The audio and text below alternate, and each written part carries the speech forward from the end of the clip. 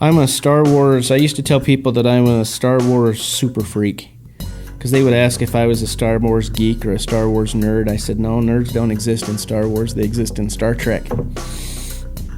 But I'm kind of more like a Star Wars super geek. At least that's the way I used to be back in the 90s. So when Episode 1 came out, there was this huge amount of advertising all over the country about the fact that there was another Star Wars film 16 years later. And they showed some footage of one of the premieres at a theater. I think it was Indianapolis, but they showed some guys in stormtrooper costumes that looked like they were right out of the film.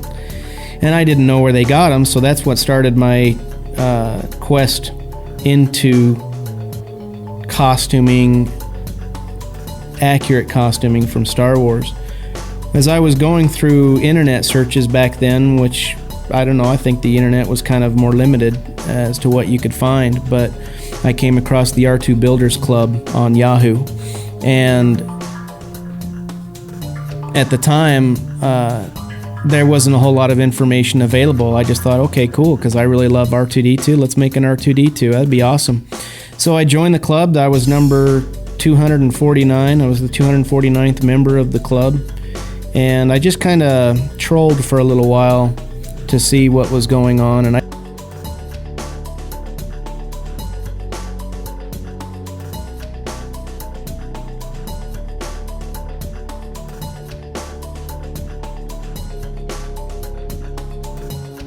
I didn't understand a lot of what was going on because it had to do with electronics.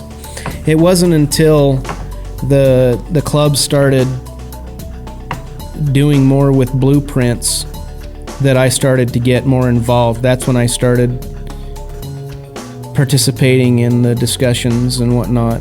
And so I would say that around 2001, when Dave Everett had the opportunity to go behind the scenes in Sydney and talk to Don Bees, get access to the R2-D2 that they had there for the filming of Episode 2, and they were putting together the blueprints for the club, that I thought, man, now this is something I can do because I know how to read blueprints, and I can create something if I have a blueprint. And at the time I had been doing composites for about 8 years, and I thought, hey, I know fiberglass, I'll go ahead and make it out of fiberglass. Now I thought that I would just do it for myself. I didn't really think that I would make anything for the club at the time. But as I started thinking about it more and more, I thought, it'd be kind of cool to be able to offer it to the club. If I'm going to have the molds for myself, I always wanted a droid army of my own, and I could only imagine seeing all of these droids. We never really got to see a ton of droids in the same place until Episode 1, like on the ship, when we first see R2-D2. And I thought, man, it'd be cool to have all those droids. I gotta have an R5, I gotta have an R2, so let's make a whole bunch of different ones.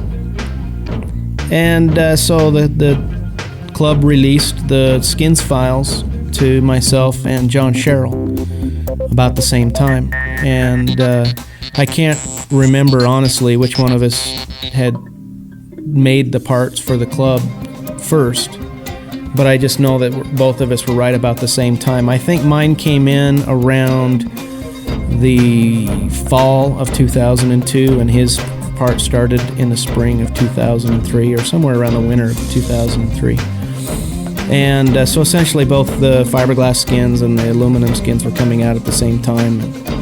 And there was just a big craze for it. People were going gangbusters for it. We started getting all of these little detail files for parts of R2-D2 that guys started having machined out of aluminum. And there just became this huge craze for parts to be made for the club. And I honestly didn't expect to continue making stuff for a really long time. I just thought it's a great way to contribute. And although I never created my own R2-D2, I guess in a way I've got a droid army out there anyway, just from all the parts that I've been able to provide for club members. I was never really happy with the molds that I made for the skins. There was just a lot of work involved, and there were always things that I wanted to improve on. So for the last 12 years, I've done nothing but continue to improve on all of my stuff. So as each new part comes out, or each generation of the same part comes out, it just gets better and better. Every time that there was a Star Wars celebration, we always saw the membership in the club grow. And now that the new movies are coming out, there's more and more members joining all the time.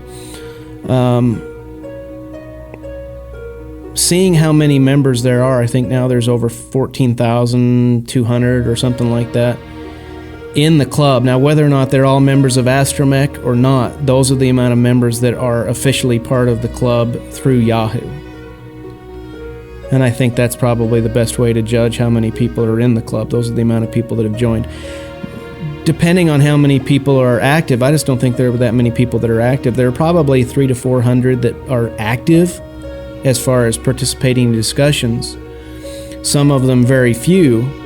Some of them might just introduce themselves, and then 6 months later they might post something. A lot of people end up just looking around the forum for a long time before they post anything. But active members who are building R2-D2s is probably only 200 people. 150 to 200 people. I doubt it's any more than that. And the idea behind building an R2-D2 from the very beginning for me was always something very overwhelming, particularly when it came to the electronics, because I'm a dummy with electronics.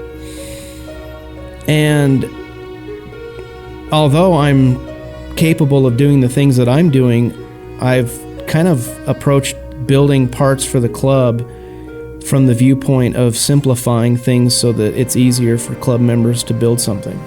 When I first did a part count of how many parts went on R2-D2, these were separate parts. So on the skins, there's more than one part on the skin. It's more than just the inner and the outer. There's a couple dozen parts because you have all of the panels that are on it. So you have to count all of those because they have to be individually cut, they have to be individually prepped, individually painted, and individually installed.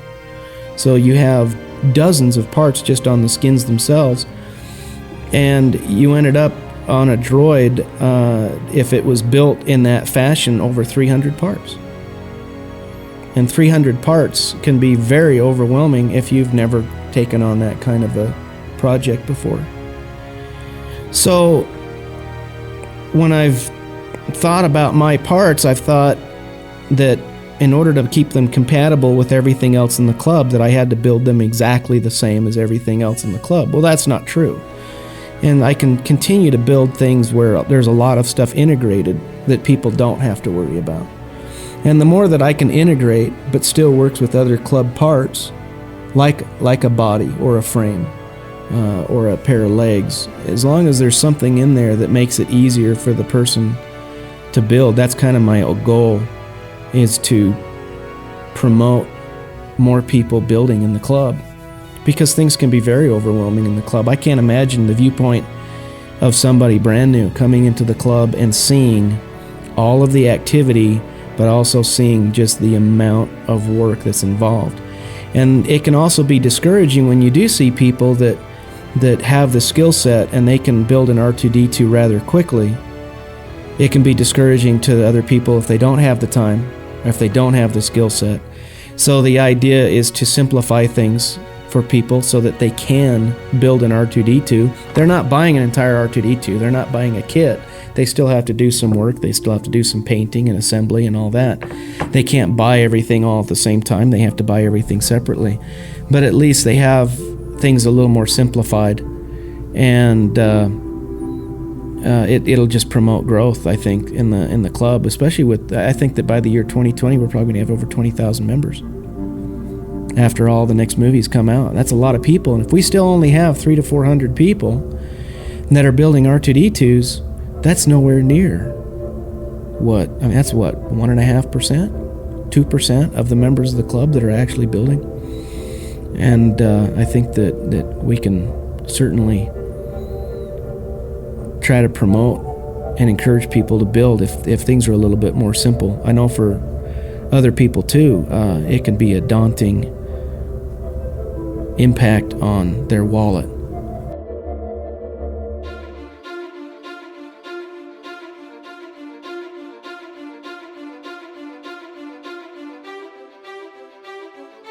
And I think having something that is a high quality part allows you to build a high quality R2-D2, something that is going to withstand the rigors of whatever the builder's going to put into it, whether they're going to take it to shows, conventions, birthday parties, whatever they're going to do with the R2-D2, something that can withstand the pressures of use.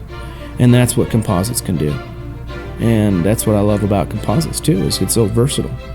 You can do just about anything with it. You can make just about anything with it. We showed that you can make the surface of a dome real aluminum using composite materials. I'm